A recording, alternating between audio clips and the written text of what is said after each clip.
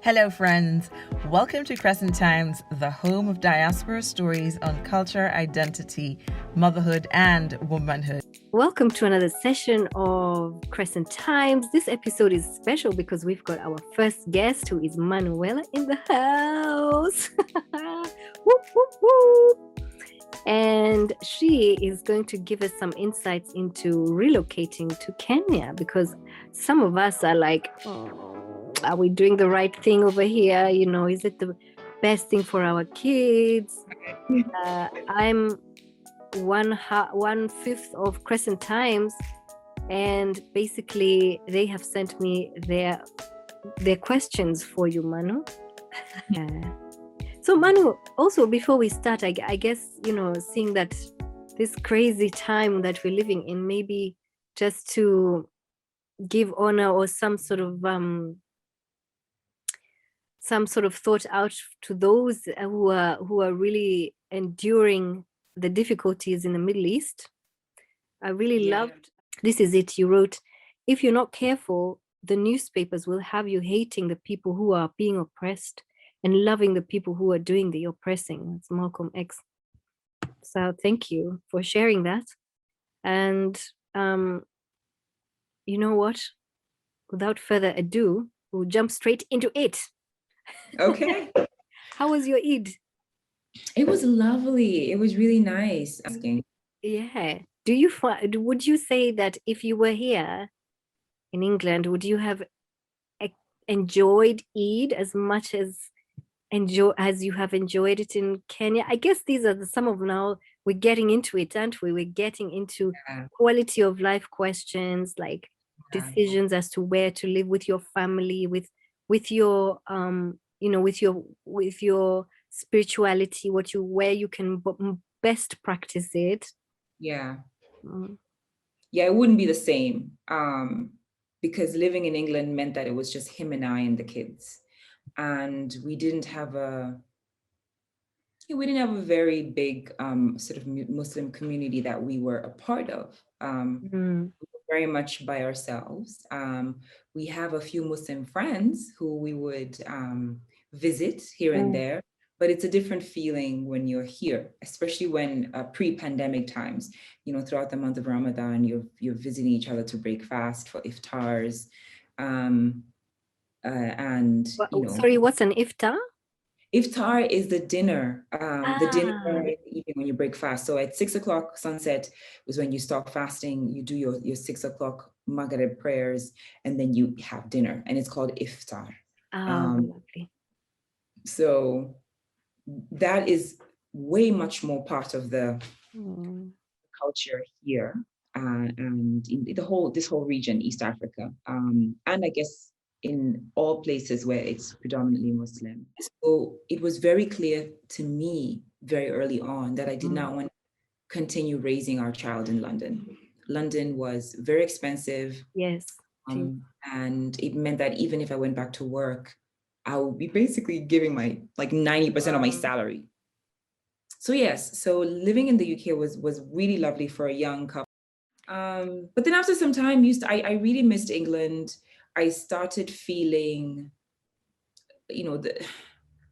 missing out on simple things like, not having power cuts, for instance, and having water supply all the time, because that can be, iffy in some parts of the continent. And just the order, things were so organized in the UK. You could just rely on services to be available, and for you to plan your day, and it'll sort of pan out the way you kind of imagine it to go. Whereas back home, just a day for grocery shopping, it's madness. You go to the market, where the market was exactly the same as it was when I was 12 years old. Wow. Some of the vendors were still there. No. I remember them. They may not remember me because I've grown so much, but I remember them. And so you go there to get your produce, and it's fantastic, the smells, and you realize that so much of the colloquial lingo, like the slang and all of that, changed. Oh my gosh. And you're saying things that were in like 10 years ago. I know. What are you talking People about? have moved on. People have moved on from that. And then even when it comes to now, sort of reintegrate, and it's wonderful just to be welcomed with that. It's really overwhelming and wonderful. And for a while, you are sort of in like almost a euphoric bubble? state. Yes, Yeah. euphoria. Oh, that's a good word to use. Yes. Yeah, your Euphoric friends, state. you're seeing people you haven't seen since primary school, and Yes. like, yes, I'm home, I belong, this is where I'm supposed to be. My child is surrounded by my native language. His first language then became Swahili. He spoke fluent Swahili in his early years. And these ladies were asking, what's the starter pack, Manuela, would you recommend? oh gosh, the starter pack. If I said I'm coming to relocate my family, yes, what should I be aware of? If you're single and Your family now, like a family. Well, it would be so different because Yes. I've been home as a single person, got a job, and that was so different. All that mattered was get a job, a place to live, and Bob's your uncle, so to speak. But then when I went back with a child, the things that I would say is think about hospitals. Right? Insurance, possibly? So health insurance, because in England, it's free, NHS. And that was such a blessing. And then when you come home, you really have to have health insurance. So when you're sort of applying for jobs, that has to be on your mind. You need to find a job that's going to give you the best kind of health cover for you and your family. Education, schools. The other thing is you have to invest in a car, whether you like it or not. You can't get around with buses and walking. I mean, you can try. But then when you have a child, for sure, I couldn't rely on, my friend will pick me up or I'll borrow a car from a friend. And now I had to invest in a car. And with that comes, insurance and of course, all the sort of expenses around maintaining a car. The other thing is thinking about where you work and where you live. Because traffic is madness. I was loving finding order that you're used to. So I feel like the trade-off between moving from sort of England to TZ was I got the family that I needed, the support, the love, the village. But I lost the order that I was. Right. Yeah, I get it. And street lights, and like when it rained, our streets would just flood. I remember. Oh my gosh! I saw those pictures on WhatsApp. I was like, is this really real? Proper floods, like even taking the cars away and stuff like that. Yes. So so these are the things that you sort of deal with. So the starter pack would literally be make sure you've thought about schools and hospitals, make sure that the job you're getting will give you the kind of insurances to cover you and your family. Make sure that you try to live somewhere where it's close to work so you don't have to commute so far, because that's exhausting. And it's going to take a lot of time to find the kind of house help you want. I've got a wonderful lady right now. I know you do. God sent. Oh my gosh, we've been with her for like 3 years now, and she's like a second mom to my kids. Right. Yes. And they do become part of family. She's part of family. Her kids, we do play together, together, and on holidays in Nairobi together. Now that I'm in Nairobi, and coming here, the interesting thing was there's more order in Nairobi, as far as I'm concerned, in comparison to living in Tanzania. I can go to one supermarket and buy everything that I want. There's a zucchini there, there's this there, and I get all my produce. I have the option to go to the Mama Mboga, So zucchini is the name of a supermarket, isn't it? Yeah, it's actually a greengrocers, and they it's a greengrocers. Yeah, they only sell vegetables and I think milk and cheeses, and a few like chia nut section, even gift cards and flowers, so but it's a little pricey. So when I'm in now with the pandemic, we rely on apps to do our shopping. That's the other thing. Do you get them delivered at home as well? Yeah, so you order Perfect. from your phone and everything comes home. So now I can support the mama mboga 24/7 because I just buy my produce straight from From them. Mama Mboga. Mama Yeah. Mboga has an app. As in Mama Mboga is a mama Is it- of is it- vegetables. So Yes, could yes. you explain to those who don't know what a Mama Mboga is? Mama mboga is a usually a female roadside vendor who Yes. sells specifically fruits and vegetables. Straight Um, from farms or yeah. Farms. I'm Mm. not always sure if it's straight from their own farms. Maybe Or they buy. maybe from wholesale. Uh-huh. Yeah. Mm. Um, but I'd rather support them. You know Yes, what I I mean? know. I know. They're so hardworking. So hardworking, Yeah. and you find that they're matriarchs. I have so many Oh, people. yes, they are. They are the best. Do they And still so, keep their money in the yes. That being said, pandemic means everything's on M-Pesa. This The whole. M-Pesa is a game changer. Like it's the best thing ever. M-Pesa is like mobile money transfer, Yes. which we have. We can now transfer money, and we do pay also with like the card where you just tap it. But Mhm. Kenya is it was way ahead of everyone, the whole world actually. Yes, Yeah, when I moved here is when right. M-Pesa was pretty new, and I remember thinking, "What is this?" You're And right. you barely need to use your card, your bank card, You because just literally use your phone number, right? you use your phone number, you have an Yeah. M-Pesa account, balance of money in your account. You can send the money to Tanzania, you can send the money to England, you can send the money to, you can buy and sell. I have sold my like sort of kids. That's another thing. What? A starter pack. When you come back home, try to find these sort of Facebook groups. For example, Right.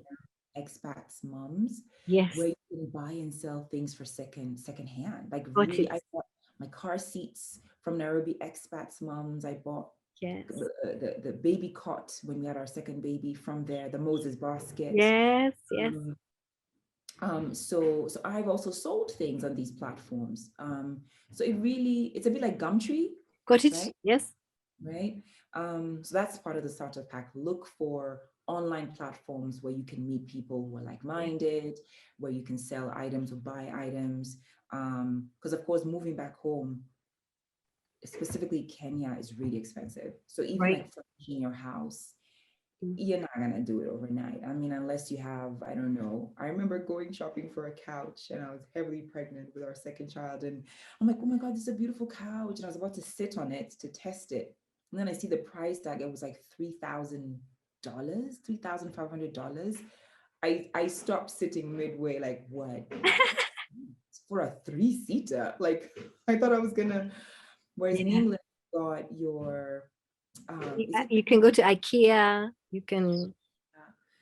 so definitely the trade-off was the certain things you miss. Living in Kenya has definitely um, been the best decision for us as a family. It has meant that um, my kids are getting to have cousins and family members and whatnot. Because Tanzania is a huge family, Kenya also a pretty big family, but also they are getting to experience the beautiful forests in Nairobi. Nairobi is like the most incredibly forested city I have ever been in. Oh, yes. What's that other one? Arboretum, Arboretum, and then there's which one? Ngong Karura. Karura. Karura Ngong Forest. And so Gong. we get to The caves. You guys went they, to the caves the other day. and get to explore the countryside, Naivasha and Nakuru and Yeah. Mombasa, Yeah. and it's been fantastic. And also for us as a couple, we have more time with one another. This is it. You get to go on dates and stuff like that because you can just dump the kids or get someone to look after them. Yes, yeah. Just having more time. I mean, I will say though, when I first came here, it was impossible to get me to go out on a date because I was a little bit like, again, control. I didn't want to leave my child with someone else. Like I remember No. having to talk myself, like just leave him with someone else. Well, but I think it's a topic worth discussing in terms of safety, in terms of safeguarding, in terms of standards, being Yes. human. Yes. And and also the fact that you being in Kenya exposes you to different types of people, different people with different backgrounds, Yes. so you mix with people who don't necessarily have, and then you mix with people that have so much, and the Yes. children somehow get to understand how to appreciate what you have, be content. Yes. These are things that I feel like maybe it's I don't know, maybe I'm speaking for myself when I say this, but a part of me wants my children to have a similar sort of childhood that we had, Right. where yes, you went to maybe a really good school, but you hung out with kids who maybe didn't wear shoes, and then all of you running around are wearing shoes, even though you have shoes, you kick them off and you're mingling and playing. And then there is a human Common. being that connects you where you can still, Absolutely. and so that is available here. Yes. But I also feel like you have to seek it. Like if You you're have not to doing seek it. You have to put yourself out there, put your yeah, children out if you're to not deliberate, you can very easily keep your kids in a bubble. bubble. Yeah, absolutely. And of course, I can't speak about living here without talking about like the sort of the not so nice side of living here, which is the Yes. crime and the Yes. poverty. Yes. And the insecurity, and so that I think oftentimes pushes us to really coddle our kids, where you want to shield them from anything bad happens, so they can't just go for a bike ride in the neighborhood. You know what I Right. mean? They're By still themselves. Yeah. We Yeah. used to be able to do that, but now Yes. things have changed. Yeah. Now you can. So we as parents have to deliberately be like, okay, we're going to take you, we're going to go out and ride bikes in the compound. And if you see other kids who are interesting and you want to play with, we can befriend them. We can get their parents' numbers and get to know them. But it still leaves you in a bit of a bubble where you are within a specific income bubble. And so Right. the only sort of alternative, not alternative, but it's not when you go to shags, the countryside, where the relatives are living in the village. Then they're seeing people from a different sort of income space, but they're happy, they're healthy, they're Healthy. intelligent. Do you know what I mean? Yes. Yes. I love that because it Yes. really makes my kids realize, actually, you are not that special. Yeah, everyone is smart. Sit down. Sit down. Because also, we have to also recognize that poverty and intelligence are not, sort of measured in that sense. And it's a very important lesson for the children to understand. Same sort of bubble. I feel like the world is so open, social media and the news, and their friends the kids are so switched on right now. But to sort of, I feel like, answer your question is, I feel like rooting them in their actual heritage. I get and it. how their story is placed in history just helps them to give them a sense of, this is who I am. This is what has happened. I'm complicit. My history is complicit in this and complicit in that, and this is who I am. And I really want to try to move away from, because we're so mixed now, we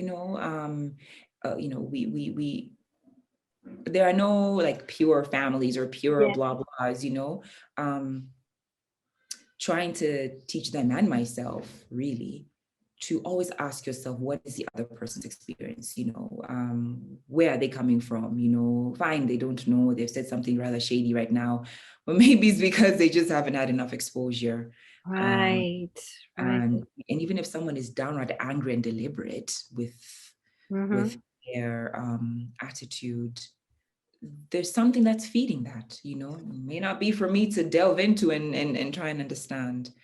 I don't know if I'm answering the question. You are. I mean, I guess as somebody who has who's maybe thinking of going back to Kenya, or somebody from the diaspora, maybe one area which might be pushing that, or one area that might be encouraging the thoughts of going back, is the idea that, maybe it's just the constant having to educate, others, and rather just, because sometimes you need to be fed, you need to be fed, and there needs to be a balance between you receiving and you giving. You need to fill your cup, and when it's very full, then you feel like, oh, now I can exist in a world. Is it your job to educate? It's the children's job to educate, and to fill in the gap of ignorance that is met outside. I don't think so, but it could be coming from a friend. It could be coming from their best friend who just hasn't been given any kind of information about a situation, and being in Kenya, they have friends from all over, from Congo. Which is beautiful. This is one thing I love about Kenya. It's like, it's so there's friends from India, friends from Algeria, who they're like playing with every day, and so and I really, I mean, not to sound cliche, the future is the children, and so when kids are informed, then they know, okay, this is what I understand, this is my heritage, this is my reality, this is not nice, and this is okay, and if they can learn it amongst each other, I think it gives them an opportunity to be better adults, right?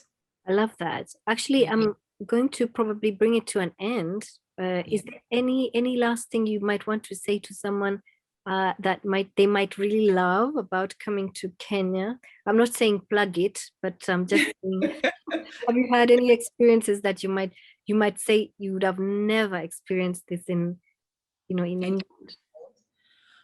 Oh, pretty much everything that is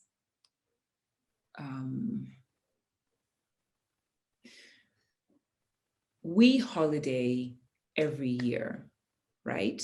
We don't leave the country. We holiday every year. So much to see. I mean, that alone, we can just hop in a car, go to Mombasa, rent a house, the beach is right there. You're eating fresh fish, like simple things, we can just hop in a car, go to Machakos, stay in a friend's house in the mountains, and you know what I mean? This country is so beautiful. Tanzania as well, so beautiful. All you need is a car, some fuel, some money, some company, a few tents. You can literally go anywhere, and create beautiful memories, right? And have really wholesome experiences. There'll be a few funny things here and there, as you do, because it's human beings. But the thing that I know we would not have in England is the fact that we get to be in a place where it feels like home. We get to be, it is home, where we see ourselves in most of the people that are around us. We may not agree with each other on a lot, but it's I don't know how to say it. It's home, right? Yes. And granted, there's a lot that you can create for yourself. And I'm speaking as a full African, right? Like both my parents are from Africa, all my ancestors are from here. But even if, for example, I didn't have the option to, let's say, move back home and I had to live somewhere else, then you can still create. Yes. Community, joy, community, wholesomeness. By sort of linking with like-minded friends and people, you can still, teach your kids who they are, who they should be, who they shouldn't be. I feel like you can do that anywhere where there is, a normal sort of context, right? Because we know we have some extreme contexts in the world. Yeah. So for anyone who, I would say, so long as you've got your, for your family, education, medical, So I hope that answers. It's, you know what, it has given so much food for thought and just experience, firsthand experience from someone who has lived both sides of the coin. Basically, you've lived here, you know how it is, and you see how it would be for someone to enter a place where they wouldn't know how it would be like after so many years. So thank you for sharing. Thank you for being our first guest. The other ladies are not here, but I'm sure they will really appreciate this. Thank you so much, Manu, and thank you for having me. Yeah.